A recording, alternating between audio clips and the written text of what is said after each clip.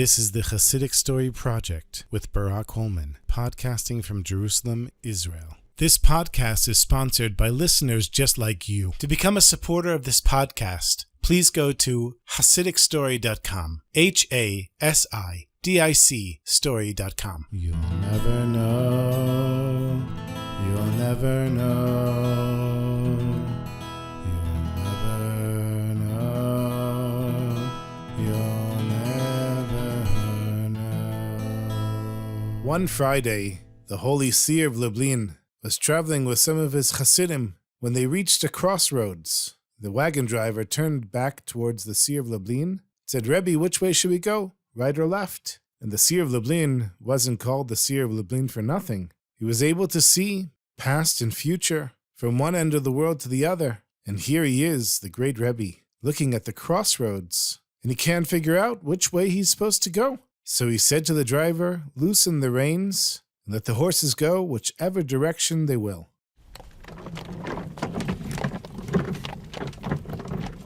A little while later, they arrived in a town, and after asking around, they realized that this wasn't where they wanted to go at all, and they weren't even in the right direction. But knowing that Hashem takes a person where they need to go, the seer Lublin said, "It's already getting late. We're going to spend Shabbos here in this town." And then he said to the Chassidim and to the driver, "I don't want you to tell anyone who I am. No one should know that I'm the seer of Lublin, and don't tell anyone that I'm a Rebbe." Now the Chassidim, they knew that the seer Lublin traveled with no money. And not only that, if the seer Lublin was given money, he would make sure to give it all away by the end of the day. And not only that, if the Chassidim had any money, the seer Lublin made sure to give away their money as well. So they knew Friday afternoon they had no money. They couldn't pay for an inn. They had no place to stay. They had no food. And here the seer Lublin said, "Don't tell anyone that I'm a Rebbe, and don't tell anyone that I'm the seer of Lublin." So the Chassidim are trying to figure out, well, what are we going to do? And the Rebbe says to them, "We're going to do just like every other Jewish traveler. We're going to stay in the local shul. And whoever has a place for us to eat, will eat there. And if not, then not." And so they went and davened in the back of the shul. And one by one, all of the Rebbe's Chassidim were picked up and sent to people's homes for Shabbos meals. The seer Lublin, however, he always davened a long davening. This Friday night was no different. And by the time he finished, almost everyone had left the shul. That is, everyone except for one very old man who was in his late 80s. The seer Lublin saw this old man was sitting and saying Tikkunei Shabbos, special passages that are said on Friday night. And when the old man sees that the seer Lublin has finished davening, he says to him, "Shalom Aleichem, where are you eating your Shabbos meal?" And the seer Lublin said, "I actually don't know. Don't have any place to go." So the old man said, "What about the inn that you're staying at? Why don't you eat there?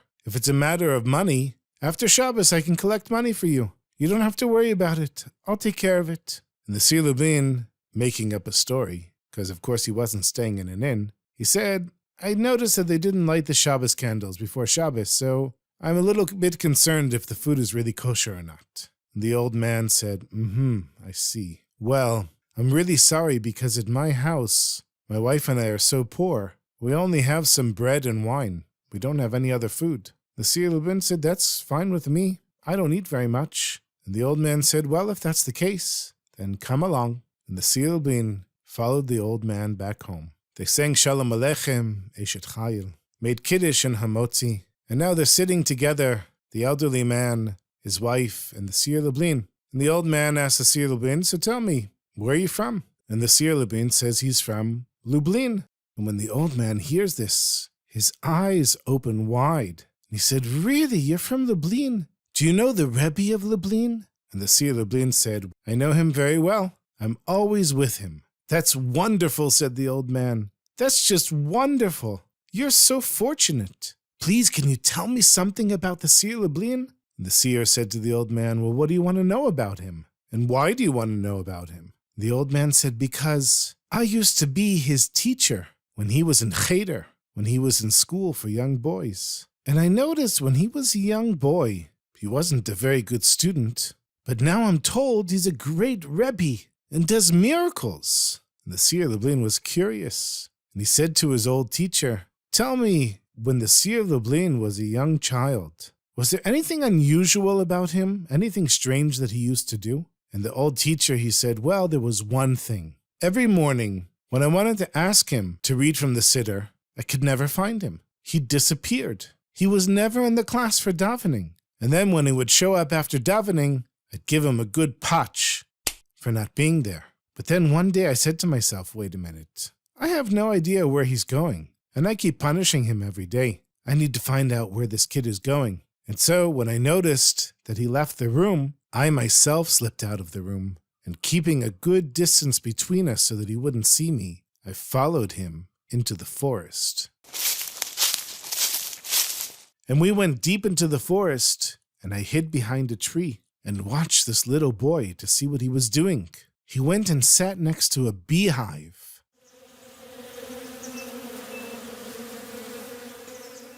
And as the bees were stinging him, he was crying out, Shema Yisrael! Hashem Elokeinu! Hashem Echad! After that, I never punished him again. And now I'm an old man. And I would love to see the Sea of Lublin just one time before I leave this world. But I'm so poor, and I'm already so old and weak.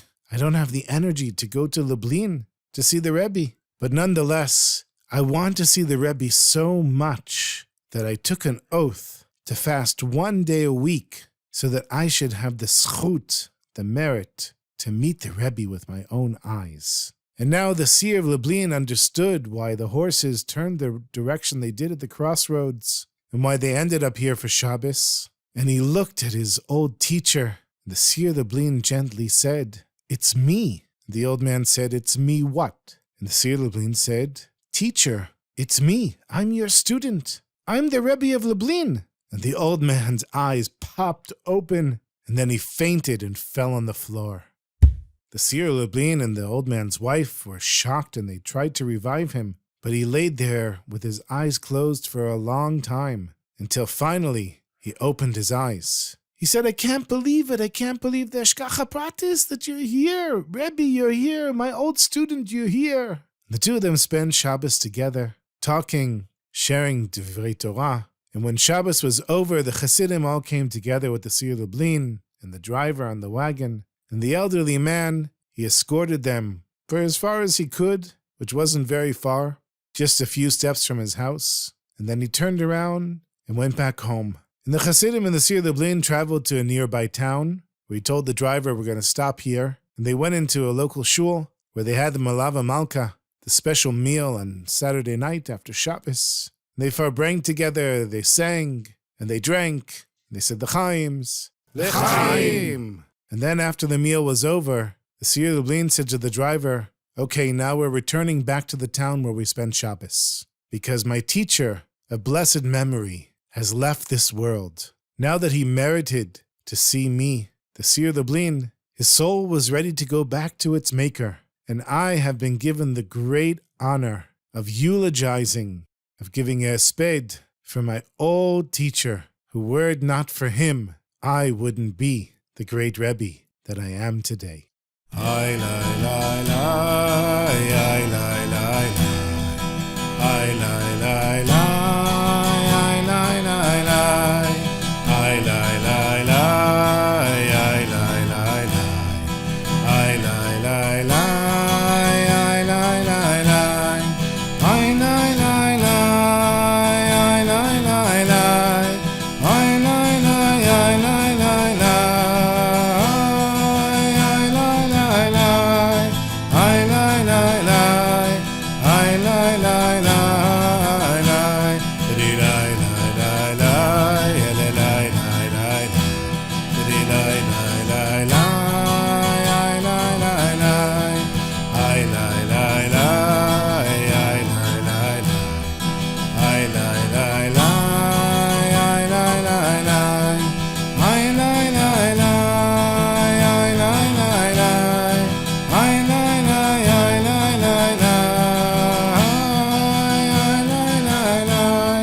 I lie, lie, lie, I lie, lie, I lie, lie, lie. Thank you so much for listening, my sweetest friends. Please make sure to share this podcast with anyone you know who would enjoy these stories. I've received many letters and messages from parents that play the stories for their kids, and of course anybody who would like to be inspired by these fun and beautiful and deep stories. Please make sure to share this with them. And if you're listening someplace where you can leave feedback, a 5-star review would make a big difference for the exposure of this podcast. Thank you for your loyal listening and to all the supporters of this podcast. And if you'd like to become a financial backer of this podcast, even for $5 a month, you can do it by going to my website, HasidicStory.com. HASIDIC